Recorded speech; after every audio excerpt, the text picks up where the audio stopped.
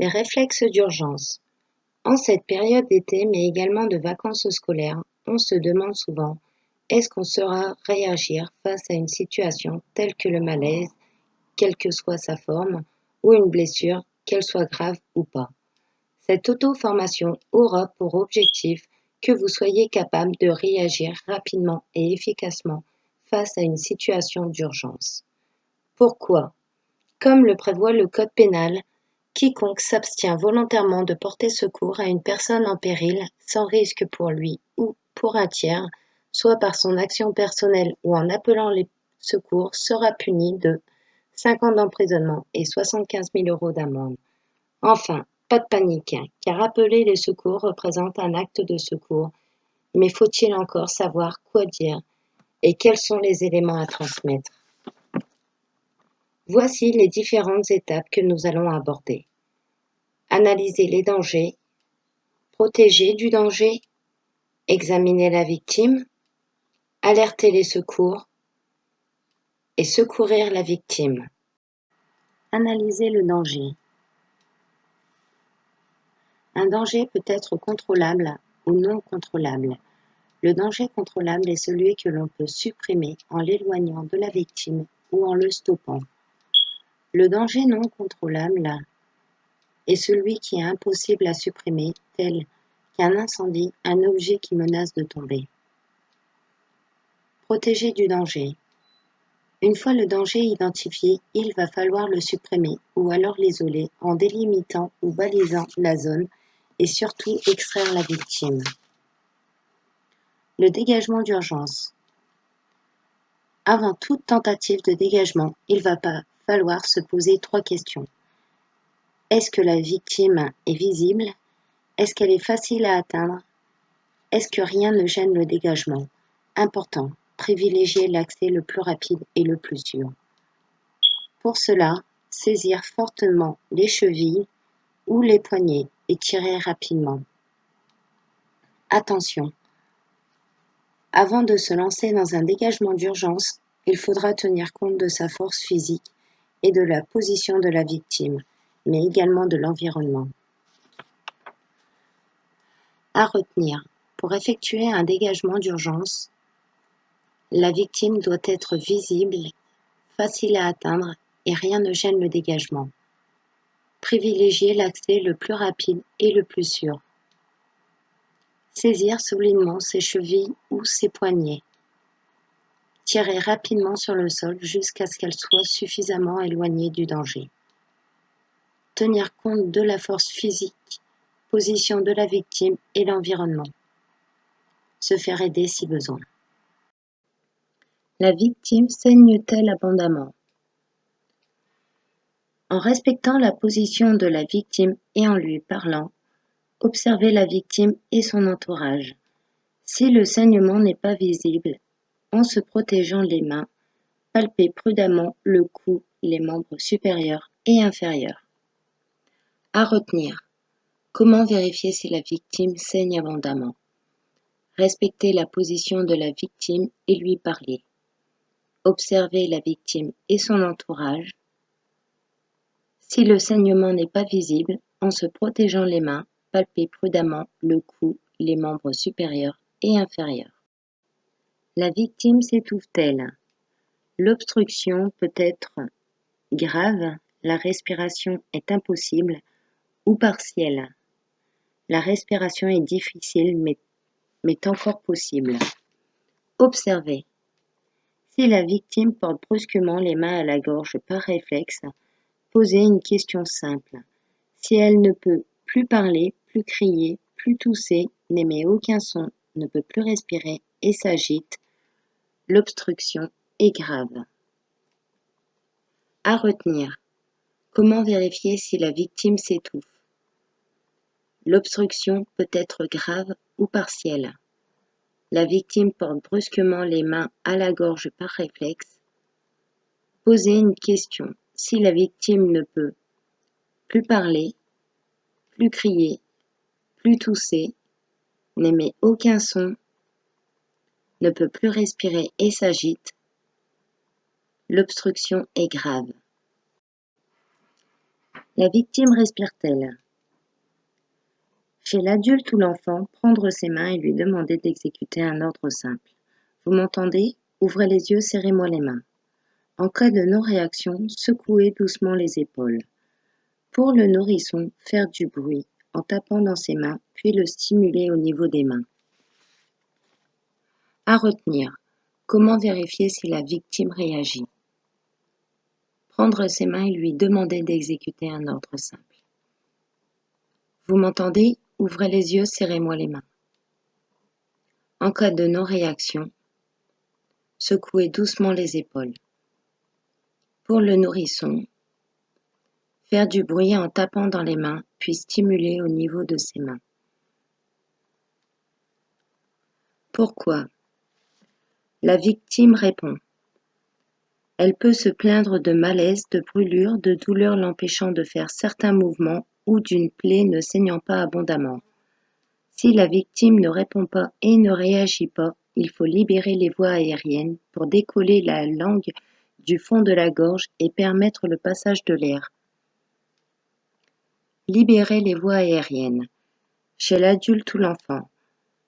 Placez la paume de la main à plat sur le front de la victime. Placez de 1 à 3 doigts de l'autre main juste sous la pointe du menton en prenant appui sur l'os de la mâchoire. Chez le nourrisson, emmenez doucement la tête dans l'alignement du torse en position neutre et élevez le menton. À retenir. Chez l'adulte ou l'enfant, placez la paume de la main à plat sur le front de la victime. Placez de 1 à 3 doigts de l'autre main juste sous la pointe du menton en prenant appui sur l'os de la mâchoire. Chez le nourrisson,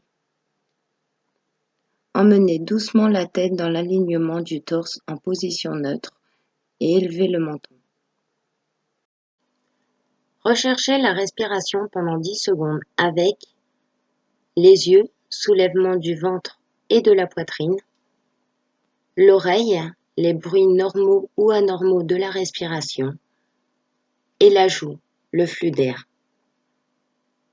Voici maintenant 2 vidéos vous montrant comment effectuer un contrôle de la respiration.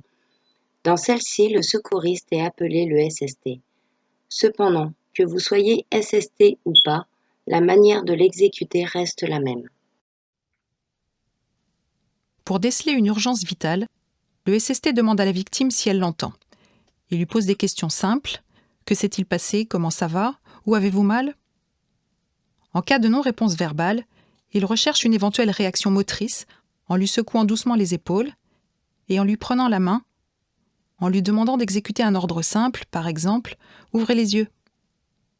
S'il n'obtient pas de réponse, le SST vérifie l'état de la respiration. Il se place à côté et à la tête de la victime, la paume de sa main à plat sur le front de la victime, l'autre main juste sous le menton. Il bascule doucement la tête de la victime en l'inclinant vers l'arrière et simultanément élève le menton. Il se penche sur la victime, l'oreille et la joue au-dessus de sa bouche, tout en gardant son menton élevé.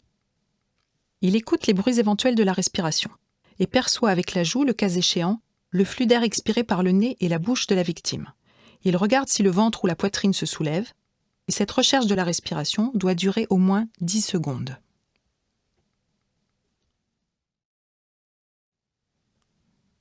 Chez le nourrisson, pour déceler la présence ou non d'une respiration, le SST ramène la tête en position neutre et simultanément élève le menton du nourrisson. Il se penche sur la victime, l'oreille et la joue au-dessus de sa bouche et écoute les bruits éventuels de la respiration. Il perçoit avec la joue, le cas échéant, le flux d'air expiré. Il regarde si le ventre ou la poitrine du nourrisson se soulève. Cette recherche de la respiration doit durer au moins 10 secondes.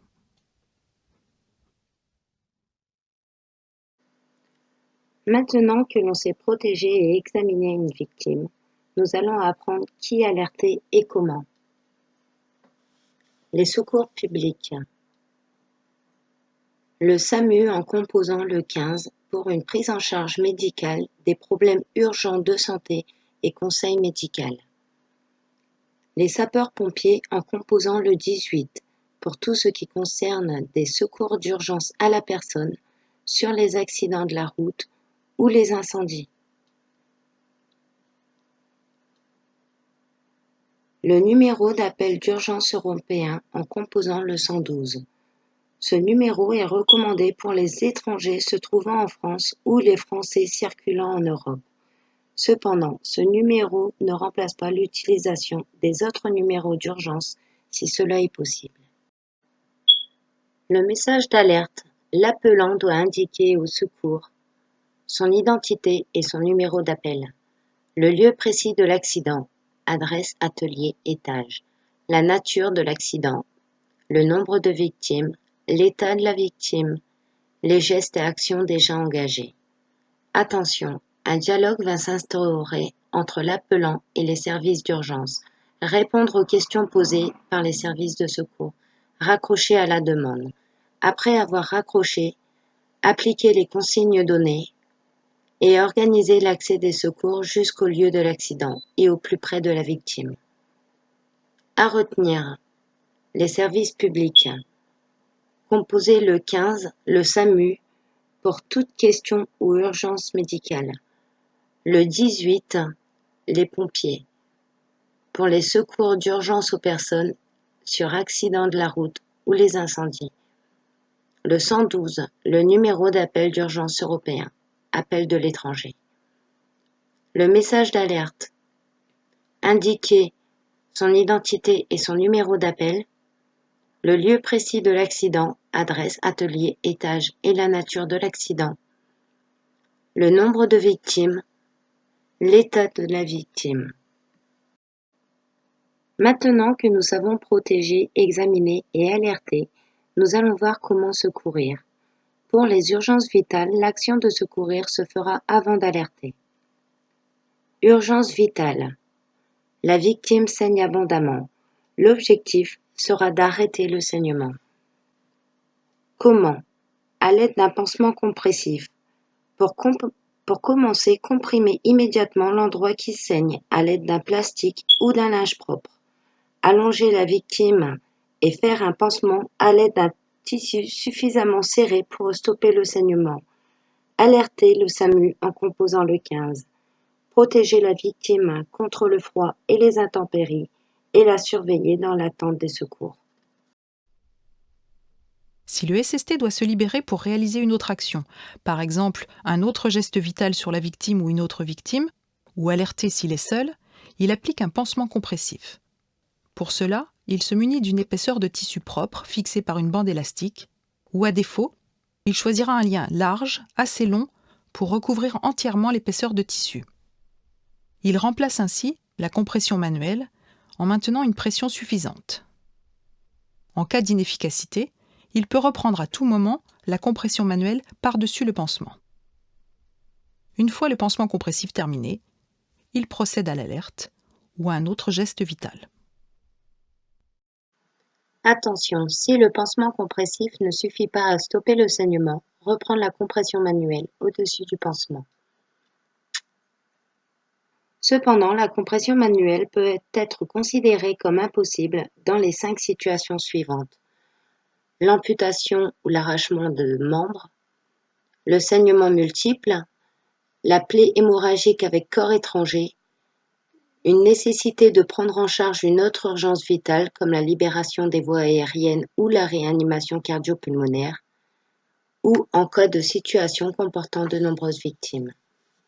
Dans ce cas, mettre en place un garrot tourniquet.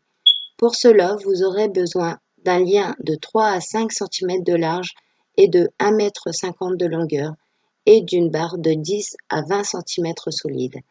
Voici une vidéo qui vous expliquera comment le mettre en place. Ne vous inquiétez pas, monsieur, ne vous inquiétez pas. Alors, nous avons ici en face de nous une hémorragie. Donc, en fait, on a un saignement abondant avec un corps étranger. On ne peut malheureusement pas le retirer. Donc, il faudra poser un garrot. Le garrot, je le pose avec un lien long et large. Et je vais essayer de trouver un objet qui a une longueur de 10 à 20 cm. Je viens 3 à 5 cm en amont, avant la plaie. Je vais faire un premier tour, d'accord? À partir de ce moment-là, qu'est-ce que je vais faire? Je vais faire un premier lien sans trop serrer C'est ce qui me permettra de tourner. Et je vais préparer mon deuxième nœud. Pour faire le deuxième nœud, je prends mon petit objet que je vais glisser à l'intérieur. Je vais serrer et je repose, je refais un troisième nœud. À partir de ce moment-là, qu'est-ce que je vais faire? Je vais tourner mon objet tout en regardant la plaie, tout en regardant. L'objectif, c'est d'arrêter le sang. Donc, tant que le sang coule, vous continuez de tourner. À partir du moment où le sang s'est arrêté, vous arrêtez de tourner. Et qu'est-ce que je vais faire? Je vais bloquer mon objet et je vais venir faire un double nœud en dessous. À partir du moment où vous avez posé votre garrot et appelé les secours, vous devez couvrir votre victime pour la protéger des intempéries. Quand vous allez la protéger, il faut éviter de cacher le garrot que vous avez posé. Bien évidemment, le garrot, une fois posé, il ne doit être jamais retiré. Vous continuez à parler et à rassurer votre victime. N'oubliez jamais, sauver une vie, ça s'apprend. Ne vous inquiétez pas, monsieur, ne vous inquiétez pas. Alors, nous avons ici en face de nous une hémorragie. Donc, en fait, on a un saignement abondant avec un corps étranger. On ne peut malheureusement pas le retirer. Donc, il faudra poser un garrot. Le garrot, je le pose avec un lien long et large. Et je vais essayer de trouver un objet qui a une longueur de 10 à 20 cm. Je viens 3 à 5 cm en amont, avant la plaie. Je vais faire un premier tour, d'accord? À partir de ce moment-là, qu'est-ce que je vais faire? Je vais faire un premier lien sans trop serrer. C'est ce qui me permettra de tourner. Et je vais préparer mon deuxième nœud. Pour faire le deuxième nœud, je prends mon petit objet que je vais glisser à l'intérieur.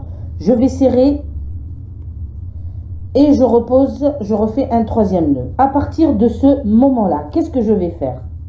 Je vais tourner mon objet tout en regardant la plaie, tout en regardant. L'objectif, c'est d'arrêter le sang. Donc, tant que le sang coule, vous continuez de tourner. À partir du moment où le sang s'est arrêté, vous arrêtez de tourner. Et qu'est-ce que je vais faire? Je vais bloquer mon objet et je vais venir faire un double nœud en dessous. À partir du moment où vous avez posé votre garrot et appelé les secours, vous devez couvrir votre victime pour la protéger des intempéries. Quand vous allez la protéger, il faut éviter de cacher le garrot que vous avez posé. Bien évidemment, le garrot, une fois posé, il ne doit être jamais retiré. Vous continuez à parler et à rassurer votre victime. N'oubliez jamais, sauver une vie, ça s'apprend. En cas de membre sectionné, protégez le moignon et conditionnez le membre au froid. Comment? Prendre un premier sac étanche et y placer le membre sectionné précédemment enveloppé dans un linge propre. Prendre un deuxième sac, y mettre de l'eau et des glaçons et y placer le premier sac étanche. Attention, ne pas mettre le membre sectionné en contact avec la glace ou l'eau. Urgence vitale. La victime s'étouffe. L'objectif sera de lui permettre de respirer. L'obstruction grave des voies aériennes. Effectuer des tapes dans le dos. Pour cela, chez l'adulte, se placer sur le côté de la victime et soutenir son thorax. Donner de 1 à 5 tapes vigoureuses entre les omoplates avec le talon de la main ouverte. Pour l'enfant, se mettre à la même hauteur que lui et faire comme pour l'adulte. En présence d'une victime qui brutalement porte ses mains à sa gorge et qui ne répond pas au SST, celui-ci se place sur le côté et légèrement en arrière de la victime. Il soutient son thorax avec une main et la penche vers l'avant.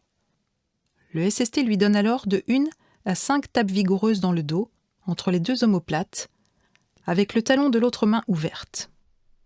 Il permet ainsi de déclencher un réflexe de toux susceptible de débloquer et d'expulser le corps étranger. Il met alors la victime au repos, dans la position où elle se sent le mieux.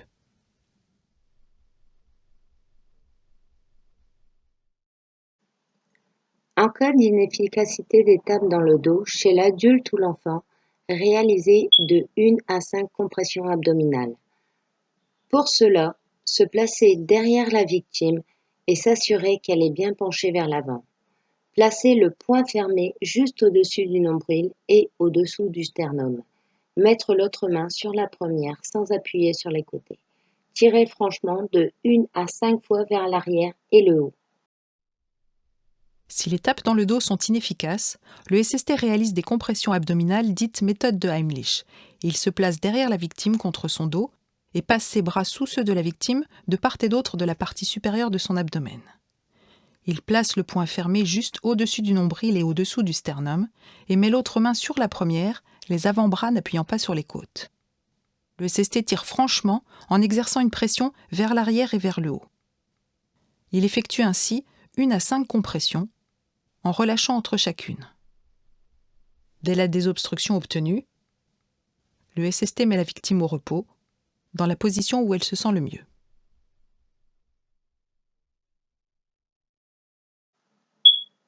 À retenir chez l'adulte ou l'enfant. Effectuer de 1 à 5 tapes dans le dos entre les omoplates. Pour l'enfant, se mettre à la même hauteur. En cas d'inefficacité, effectuer de 1 à 5 compressions abdominales. Chez le nourrisson, réaliser de 1 à 5 tapes dans le dos. Pour cela, couchez le nourrisson tête penchée vers l'avant à califourchon sur l'avant-bras, tête plus bas que le thorax. Maintenir sa tête avec les doigts de part et d'autre de sa bouche, sans appuyer sur sa gorge, et faire comme l'adulte. En cas d'inefficacité, effectuer de 1 à 5 compressions thoraciques. Les compressions thoraciques sont très efficaces chez le nourrisson du fait de sa grande souplesse du thorax. Allongez le nourrisson tête basse sur l'avant-bras qui repose sur la cuisse. Effectuez de 1 à 5 compressions profondes sur le devant du thorax. Si la victime qui s'étouffe est un nourrisson, le SST le couche en maintenant sa tête avec les doigts de part et d'autre de la bouche, sans appuyer sur la gorge, tête penchée en avant, à califourchon sur son avant-bras. Il donne de 1 à 5 tapes dans le dos, entre les omoplates, avec le talon de la main ouverte. Si les tapes dans le dos sont inefficaces, le SST place son avant-bras contre le dos du nourrisson, sa main sur sa tête. Il retourne le nourrisson sur le dos, tout en le maintenant fermement, et l'allonge tête basse sur son avant-bras qui repose sur sa cuisse. Il effectue alors de 1 à 5 compressions profondes sur le devant du thorax, avec 2 doigts au milieu de la poitrine, sur la moitié inférieure du sternum, en relâchant entre chacune. Dès la désobstruction obtenue, il retire le corps étranger de la bouche du nourrisson et le met au repos.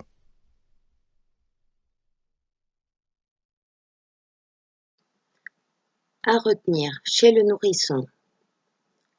Couchez le nourrisson sur le ventre, tête penchée en avant, à califourchon sur l'avant-bras, tête plus bas que le thorax. Maintenir sa tête avec les doigts de part et d'autre de sa bouche, sans appuyer sur sa gorge. Effectuer de 1 à 5 tapes entre les omoplates. En cas d'inefficacité, effectuer de 1 à 5 compressions thoraciques. Les compressions thoraciques sont très efficaces chez le nourrisson du fait de sa grande souplesse du thorax. Allongez le nourrisson sur le dos, tête plus bas que le thorax, à califourchon, l'avant-bras qui repose sur la cuisse. Effectuez de 1 à 5 compressions profondes sur le devant du thorax. Attention, les compressions abdominales sont à proscrire, car elles peuvent provoquer une lésion des organes de l'abdomen. Chez la femme enceinte dans les derniers mois de grossesse ou une personne obèse, devant l'impossibilité d'encercler l'abdomen de la victime avec les bras, la compression abdominale sont remplacées par des compressions thoraciques. Se placer derrière et à la même hauteur que la victime, s'assurer qu'elle est penchée vers l'avant, passer les avant-bras sous ses bras et encercler sa poitrine. Placer le poing fermé au milieu du sternum sans appuyer sur sa partie inférieure. Mettre l'autre main sur la première, les avant-bras n'appuyant pas sur les côtés. Tirer franchement en exerçant une pression vers l'arrière et effectuer de 1 à 5 compressions en relâchant entre chacune. Dans le cas d'une femme enceinte ou d'une personne obèse, je devrais ajuster mon mouvement pour pouvoir faire des compressions thoraciques au milieu du thorax.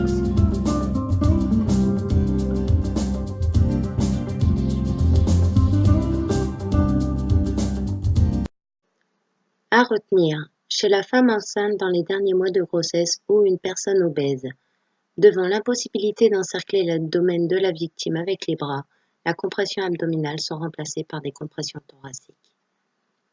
Se placer derrière la victime à la même hauteur. S'assurer qu'elle est penchée vers l'avant. Passer les avant-bras sous les bras et encercler sa poitrine. Placer le poing fermé au milieu du sternum sans appuyer sur la partie inférieure. Mettre l'autre main sur la première, les avant-bras appuyant pas sur les côtés. Tirer franchement en exerçant une pression vers l'arrière. Effectuer de 1 à 5 compressions en relâchant entre chacune. En cas d'inefficacité, reprendre de 1 à 5 tapes dans le dos, puis de 1 à 5 compressions thoraciques ou abdominales, et ainsi de suite. Arrêter dès que l'obstruction est obtenue ou si la victime perd connaissance. Si le corps étranger n'est pas rejeté de la bouche, il peut y être resté. S'il est visible et accessible, le retirer prudemment avec les doigts. Installer la victime dans la position où elle est le mieux. Demander un avis médical et surveiller. Urgence vitale, la victime ne répond pas et ne respire pas. L'objectif sera d'assurer une respiration et une circulation artificielle. La vie de la victime en arrêt cardiaque est menacée à très brève échéance. Des lésions du cerveau surviendront dès la première minute qui suit si aucun geste de premier secours n'est réalisé. Il est donc nécessaire d'alerter rapidement, réaliser une réanimation cardio-pulmonaire précoce et, si possible, mettre en œuvre un défibrillateur le plus vite possible. Ces différentes étapes constituent une chaîne de survie. À retenir, la réanimation cardio-pulmonaire. Dans l'attente du défibrillateur, réaliser 30 compressions thoraciques, intercalées de 2 insufflations après chaque série de compressions. En cas d'impossibilité d'effectuer les insufflations, continuez les compressions thoraciques seulement. Les compressions thoraciques chez l'adulte et l'enfant de plus de 8 ans. Placez le talon d'une main au centre de la poitrine sur la moitié inférieure du sternum. Placez l'autre main au-dessus de la première et réalisez 30 compressions sur la ligne médiane et jamais sur les côtés.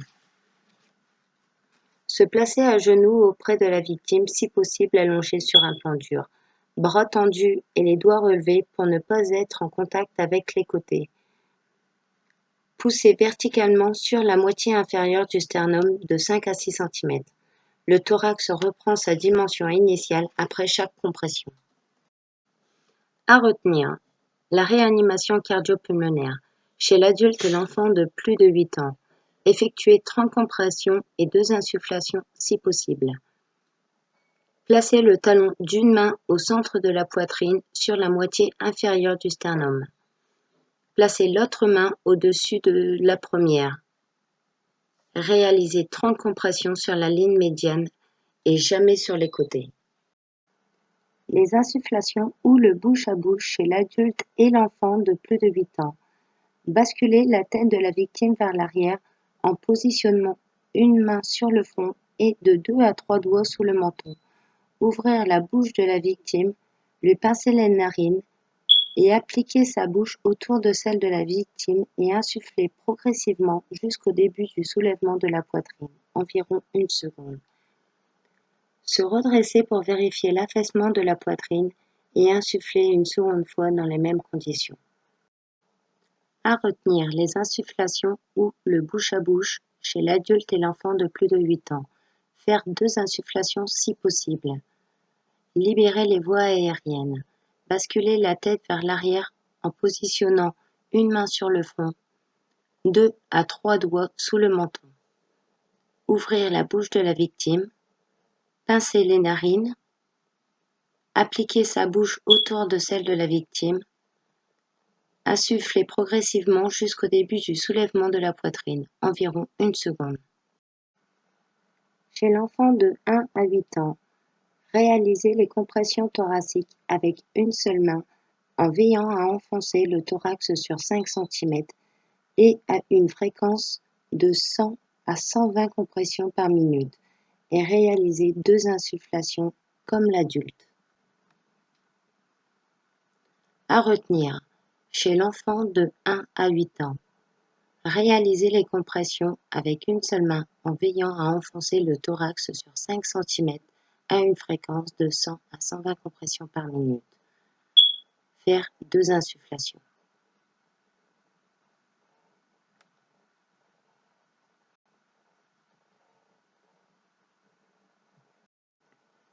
Chez le nourrisson, effectuez 30 compressions thoraciques. Placez 2 doigts d'une main dans l'axe du sternum, un doigt au-dessus d'un repère constitué par le bas du sternum à la jonction des dernières côtes et effectuez une poussée verticale d'environ 4 cm à une fréquence de 100 à 120 compressions à la minute. Pour les insufflations, placez la tête dans l'alignement du torse, menton élevé, englobez avec sa bouche à la fois la bouche et le nez du nourrisson et insufflez jusqu'à ce que la poitrine commence à se soulever. À retenir, chez le nourrisson, effectuez 30 compressions thoraciques. Placez 2 doigts d'une main dans l'axe du sternum, un doigt au-dessus d'un repère constitué par le bas du sternum à la jonction des dernières côtes. Effectuez une poussée verticale d'environ 4 cm à une fréquence de 100 à 120 compressions à la minute. Placez la tête dans l'alignement du torse, menton élevé. Englobez avec sa bouche à la fois la bouche et le nez. Insufflez 2 fois jusqu'à ce que la poitrine commence à se soulever. Le défibrillateur automatisé externe, dit DAE. L'utilisation du DAE chez l'adulte. Mettre le DAE en fonction dès que possible et suivre les indications. Appliquer les électrodes sur la poitrine nue du patient. Préparer la victime en enlevant les vêtements recouvrant sa poitrine. Si la victime est mouillée, la sécher. Si elle est velue, raser la zone où les électrodes seront posées avec le rasoir mis à disposition dans le DAE. Sortir les électrodes de leur emballage, coller chaque électrode en suivant le dessin, connecter le câble des électrodes au défibrillateur, suivre les indications. Analyse en cours, ne pas toucher le patient. Si le choc est nécessaire, le DAE déclenche automatiquement le choc électrique. Choc recommandé, ne pas toucher le patient. Le DSA, défibrillateur semi-automatique, appuyez sur le bouton choc clignotant lorsque l'appareil le demande. Reprendre immédiatement la compression thoracique après la délivrance du choc. Si le choc n'est pas nécessaire, reprendre immédiatement les compressions thoraciques. Faire la RCP. Continuez à suivre les indications du DAE jusqu'à l'arrivée des secours. Lors de l'examen, si la victime ne répond pas aux sollicitations du SST et ne respire pas ou pas normalement en présence de gasp, le SST déclenche l'alerte des secours, demande un défibrillateur et réalise immédiatement une réanimation cardio-pulmonaire dite RCP. Il place le talon de la main au centre de la poitrine sur la moitié inférieure du sternum, l'autre main sur la première, relève les doigts et effectue une poussée verticale de 5 à 6 cm, bras tendus, puis relâche la pression. Le temps de compression doit être égal au temps de relâchement. Les compressions se font à une fréquence comprise entre 100 et 120 compressions par minute. Au bout de 30 compressions, le SST réalise 2 insufflations. Il maintient la tête de la victime basculée en arrière, menton relevé, lui bouche le nez en pinçant les narines. Il lui ouvre la bouche et applique sa bouche largement ouverte autour de celle de la victime. Il souffle jusqu'à ce que la poitrine de la victime commence à se soulever. Il se redresse, reprend son souffle en regardant la poitrine s'affaisser et insuffle une seconde fois. Il reprend les 30 compressions, suivies des 2 insufflations, alternativement, jusqu'à l'arrivée du défibrillateur.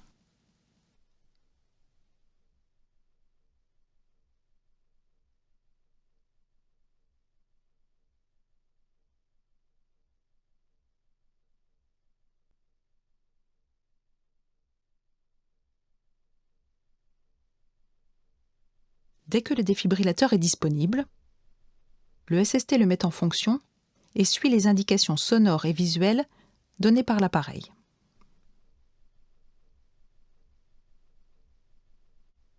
Le SST enlève ou coupe, à l'aide d'une paire de ciseaux, les vêtements recouvrant la poitrine de la victime.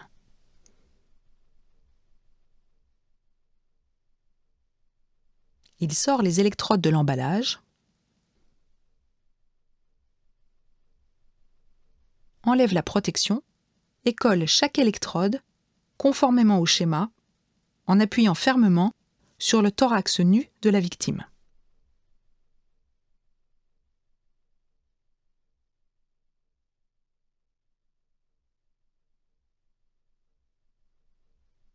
Il connecte les électrodes. Le défibrillateur lance alors l'analyse du rythme cardiaque et demande de ne pas toucher la victime. Il annonce qu'un choc est indiqué et demande de se tenir à distance. Le SST s'assure que personne ne touche la victime et pour cela, il annonce à haute voix « Écartez-vous ». Il laisse le défibrillateur déclencher le choc électrique ou appuie sur le bouton choc clignotant quand l'appareil lui demande. Le SST reprend ensuite, sans délai, les manœuvres de RCP et continue à suivre les recommandations de l'appareil.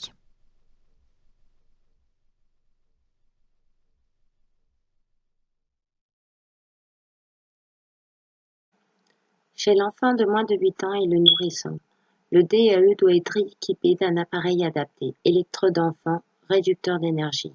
En l'absence d'un DAE adapté, le DAE adulte peut être utilisé. Positionnez les électrodes selon les indications du fabricant. En cas d'absence d'électrode adaptée, placez la première électrode pour adulte en avant au milieu du thorax et l'autre au milieu du dos, sauf recommandation contraire du constructeur. Les GAPS. Une victime qui présente des mouvements respiratoires inefficaces, lents, bruyants et anarchiques, ou en cas de doute, est considérée comme en arrêt cardiaque. Les GAPS ne doivent pas retarder la mise en œuvre de la réanimation cardio-pulmonaire. Dans les premières minutes qui suivent un arrêt cardiaque, la victime peut présenter des mouvements pouvant être confondus avec des mouvements respiratoires. Mouvements lents, bruyants et anarchiques, appelés GASP. Ils ne doivent pas retarder la mise en œuvre de la réanimation cardio-pulmonaire. Si le SST a le moindre doute sur la présence pour la victime d'une respiration ou de GASP, il considère que la victime ne respire pas et elle est donc en arrêt cardiaque. Cas particulier lors de l'utilisation du défibrillateur. La victime porte un patch médicamenteux sur la zone de pose de l'électrode. Pour améliorer la qualité du choc électrique, je retire le patch et essuie la zone avant de coller les électrodes. La victime possède une cicatrice ou un boîtier à l'endroit de pose des électrodes. Posez l'électrode à une largeur de main en dessous de la bosse ou cicatrice, environ 8 cm. La victime est allongée sur une surface en métal. Si possible, la déplacer ou glisser un tissu sous elle, comme une couverture, avant de commencer la défibrillation. L'efficacité d'un choc est très diminuée sur une victime allongée sur une surface métallique, mais il n'existe aucun risque pour le sauveteur. La victime est allongée sur un sol mouillé. Si possible, déplacez la victime sur une surface sèche avant de commencer la défibrillation. L'efficacité d'un choc est très diminuée sur une victime allongée sur un sol humide, mais il n'existe aucun risque pour le sauveteur. Au cours de l'analyse ou du choc, le défibrillateur détecte un mouvement. Vérifiez la respiration de la victime et ne pas toucher la victime au cours de l'analyse par le DAE. Après avoir collé et connecté les électrodes au DAE, l'appareil demande toujours de les connecter. Vérifiez que les électrodes sont bien collées et si le câble est correctement connecté au défibrillateur. Si la date de péremption des électrodes est dépassée, utilisez la seconde paire. Les situations dont la vie de la victime est menacée à moyen terme. Les saignements pas abondants. La victime présente un saignement de nez. Asseoir la victime, tête penchée en avant, lui demander de se moucher vigoureusement et ensuite de compresser sa narine 10 minutes sans relâcher. Et si le saignement persiste ou reprend, demander l'avis à un médecin. À retenir, la victime présente un saignement de nez. Asseoir la victime, tête penchée en avant. Lui demander de se moucher vigoureusement. Lui demander de compresser sa narine 10 minutes sans relâcher. Si le saignement persiste ou reprend, demander l'avis à un médecin. La victime vomit ou crache du sang. Alertez immédiatement le SAMU en composant le 15. Installez la victime dans la position où elle se sent le mieux. La surveiller et lui parler régulièrement. Autre saignement, orifice naturel autre que le nez et la bouche. Allongez la victime, demandez un avis médical et appliquez les consignes.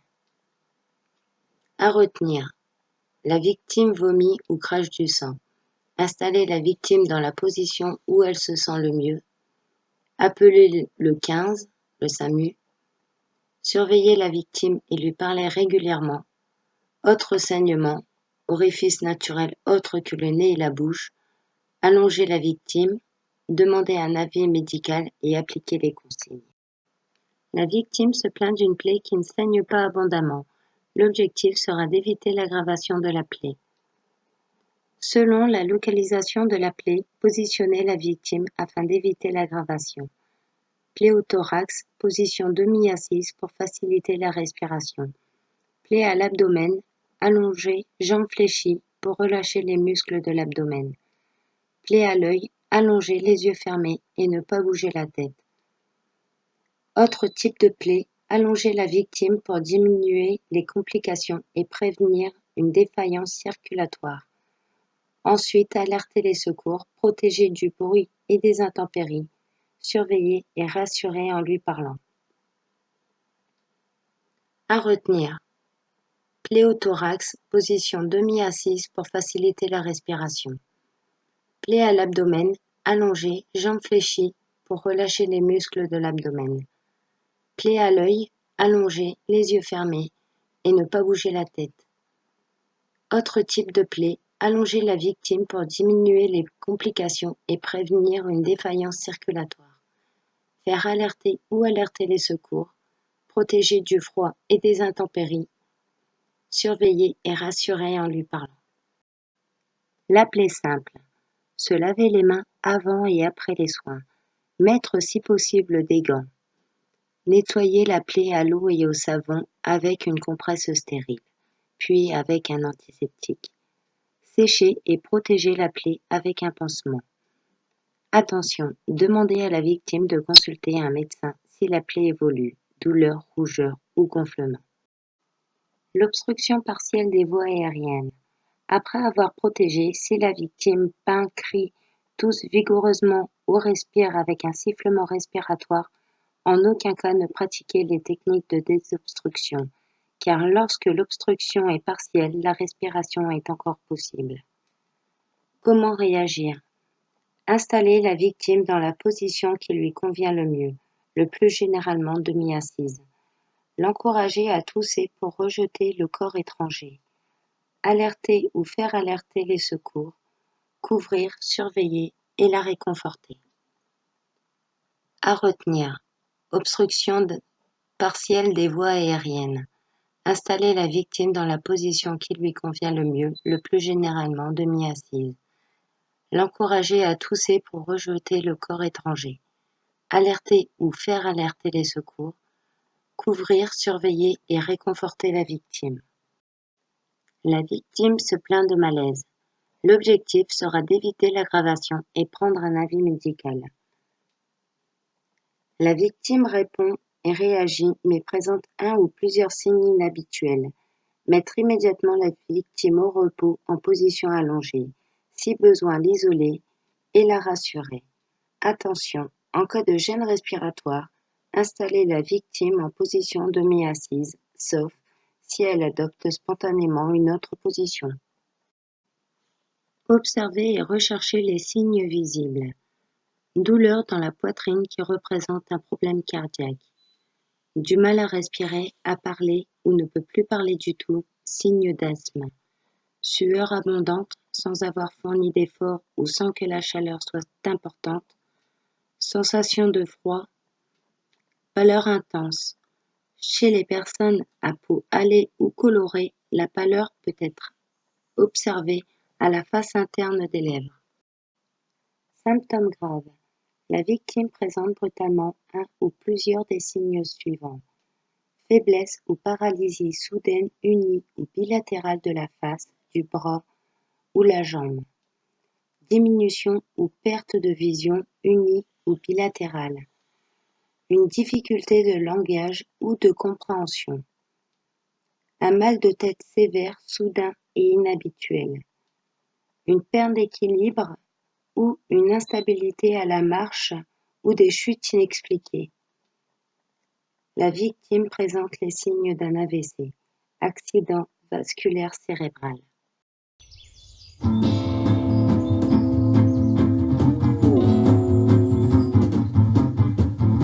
Le dimanche à la campagne, c'est toujours grand-mère qui gagne. Tous les deux, on éclate de rire.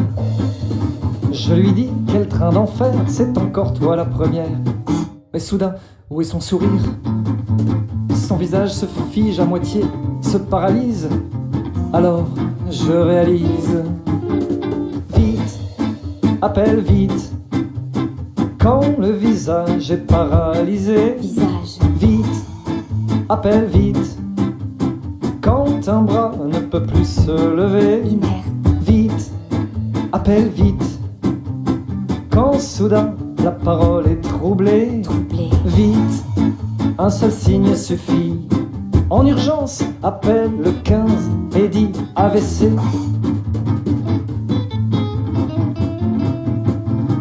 Bernadette et Jean-Michel s'offrent un dîner aux chandelles. Aujourd'hui, ça fera 30 ans. La Thaïlande, plutôt Carthage. Fais-moi goûter ton potage. Mais sa main tombe subitement, et le bras inerte n'obéit plus à son maître. Alors sonne l'alerte.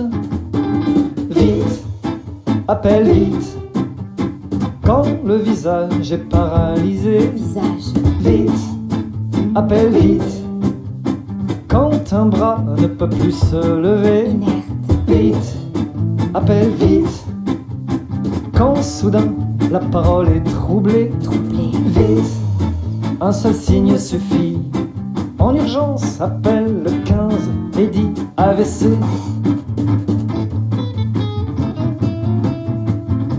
Dernier tour de lèche-vitrine pour Yasmina et Catherine. Et celle-là, avec ses couleurs vives, je peux la mettre si je m'assis. Tu la trouves pas trop sexy? Mais qu'est-ce qui t'arrive? Aucun mot ne vient, puis des sons qui ne disent rien. Ça y est, ça me revient. Vite, appelle vite. Quand le visage est paralysé. Visage, Vite, appelle vite. Quand un bras ne peut plus se lever. inerte, Vite, appelle vite. Quand soudain la parole est troublée. troublé, Vite, un seul signe suffit. En urgence, appelle le 15 et dis AVC. Appelle vite. Quand le visage est paralysé. visage, Vite, appelle vite. Quand un bras ne peut plus se lever. inerte, Vite, appelle vite. Quand soudain la parole est troublée. Vite, et vite le pire. En urgence, appelle le 15 et dis AVC. AVC. Allô, le 15?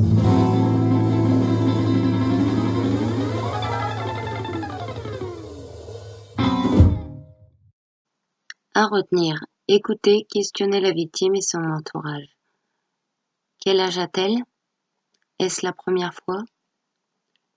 Quel type de douleur? Sensation de serrement, piqûre, brûlure, etc.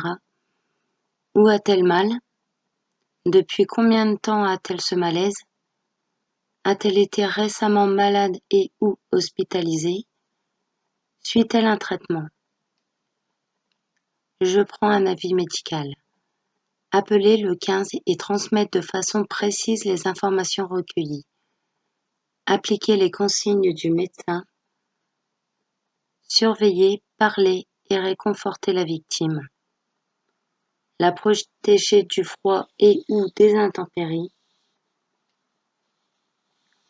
En cas d'aggravation, réaliser les gestes adaptés et rappeler les secours.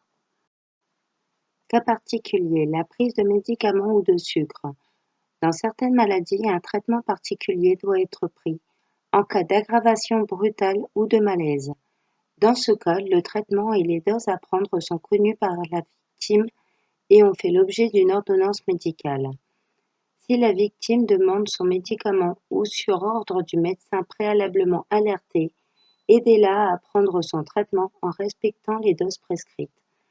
Si la victime demande spontanément du sucre, lui en donner, si possible en morceaux. À retenir, cas particulier, prise de médicaments ou de sucre. Si la victime demande son médicament ou sur ordre du médecin préalablement alerté, aider à prendre son traitement en respectant les doses prescrites. Si la victime demande spontanément du sucre, lui en donner, si possible en morceaux. Malaise provoqué par la chaleur. Installer la victime dans un endroit frais et bien aéré. Déshabiller ou desserrer ses vêtements. La rafraîchir avec de l'eau fraîche. Lui faire boire de l'eau fraîche, la surveiller et la réconforter. Demander un avis médical dans tous les cas. À retenir, malaise provoqué par la chaleur. Installer la victime dans un endroit frais et bien aéré. Déshabiller ou desserrer ses vêtements. La rafraîchir avec de l'eau. Lui faire boire de l'eau fraîche. La surveiller et la réconforter. Demander un avis médical dans tous les cas. La victime se plaint de brûlure. L'objectif sera d'éviter l'aggravation de la brûlure. Brûlure, lésion de la peau, des voies aériennes ou digestives. Protéger la victime. Supprimer la cause ou soustraire la victime. Identifier la brûlure. La brûlure peut être thermique, chimique ou électrique. Les brûlures thermiques et électriques. Refroidir la brûlure le plus tôt possible par ruissellement d'eau courante tempérée de 15 à 25 degrés jusqu'à l'obtention d'un avis médical. Poursuivre le refroidissement selon les consignes données.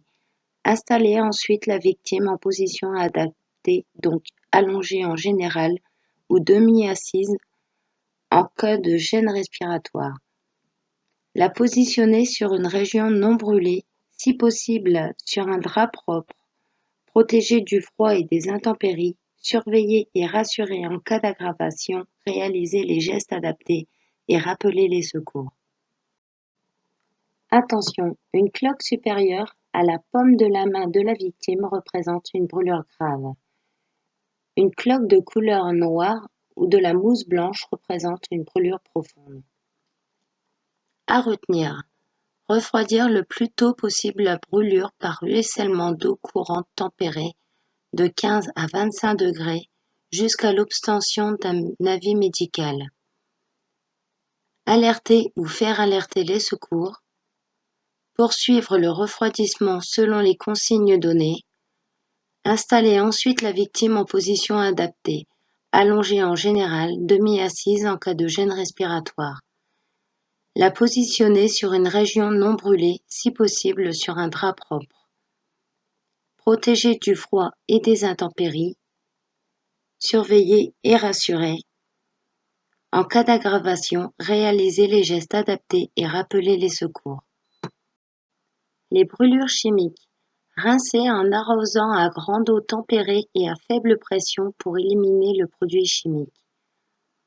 Éviter de faire couler l'eau de lavage sur les zones saines.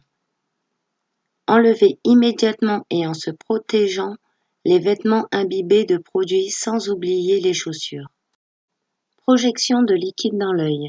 Rincez abondamment à l'eau le plus tôt possible en prenant soin que l'eau de lavage ne coule pas sur notre œil. Brûlure interne par ingestion ou inhalation. Mettre en position demi-assise pour faciliter sa respiration. Demander un avis médical et suivre les conseils. Garder l'emballage du produit en cause. Attention, ne pas faire vomir et ou donner à boire. Vêtements enflammés. Empêcher la victime de courir. L'entourer avec une couverture ou vêtement pour étouffer les flammes. La rouler ou lui demander de se rouler par terre. La victime se plaint d'une douleur empêchant certains mouvements. L'objectif sera d'éviter l'aggravation du traumatisme supposé. Traumatisme du dos, de la tête ou de la nuque. Attention, le danger principal est la lésion de la moelle épinière avec risque de paralysie. Alerter les secours et conseiller à la victime de ne faire aucun mouvement, en particulier de la tête, et effectuer un maintien cervical. Protéger du froid et des intempéries, surveiller et rassurer en lui parlant. À retenir. Le danger principal est la lésion de la moelle épinière avec risque de paralysie. Faire alerter ou alerter les secours. Conseiller de ne faire aucun mouvement, en particulier de la tête, et effectuer un maintien cervical. Protéger du froid et des intempéries. Surveiller et rassurer en lui parlant. Traumatisme au niveau d'un membre. La victime peut se plaindre de douleurs vives, d'une difficulté ou d'une impossibilité de bouger, ou alors présenter un gonflement ou une déformation physique. Conseiller à la victime de ne pas bouger le membre blessé. Alerter les secours, protéger et surveiller et rassurer la victime. Attention, en cas d'aggravation, je réagis et rappelle les secours. Si la victime présente une fracture, ne pas tenter de réaligner le membre. À retenir. La victime peut se plaindre de douleurs vives, se plaindre d'une difficulté ou d'une impossibilité de bouger, présenter un gonflement ou une déformation physique, conseiller à la victime de ne pas bouger le membre blessé, faire alerter ou alerter les secours, protéger du froid et des intempéries, surveiller et rassurer en lui parlant. En cas d'aggravation, je réagis et je rappelle les secours. Si la victime présente une fracture, ne pas tenter de réaligner le membre. La victime ne répond pas mais elle respire. L'objectif sera de lui permettre de continuer à respirer. Mettre la victime en PLS, position latérale de sécurité. Retirer les lunettes si la victime en porte et rapprocher ses jambes dans l'axe du corps. Placer son bras en angle droit en pliant le coude tout en gardant la paume de sa main tournée vers le haut. Se positionner à genoux ou en trépied. Saisir le bras opposé et placer le dos de sa main contre son oreille. Attraper la jambe opposée et la relever tout en gardant le pied au sol. Se reculer pour pouvoir tourner la victime sans avoir à bouger. Tirer la jambe de la victime afin de la faire rouler jusqu'à ce que son genou touche le sol. Retirer délicatement la main de sous la victime en maintenant son coude afin de ne pas entraîner la sienne. Veiller à ce que la bascule de la tête soit maintenue en arrière. Ajuster la jambe située au-dessus afin que la hanche et le genou forment un angle droit. Ouvrir sa bouche sans mobiliser la tête pour faciliter l'écoulement des liquides vers l'extérieur. Protéger du froid et des intempéries. Surveiller sa respiration jusqu'à l'arrivée des secours. Cas particulier, le nourrisson. Il sera placé sur le côté dans les bras du sauveteur, le dos contre la personne. L'enfant. La conduite à tenir est la même que l'adulte. La victime présente des convulsions. Pendant la durée de la convulsion, protégez la tête et écartez tout objet dangereux. À la fin de la convulsion, examinez la victime et, si nécessaire, la mettre en PLS. Hop pétard, c'est la fin. Merci Sainte Dudule.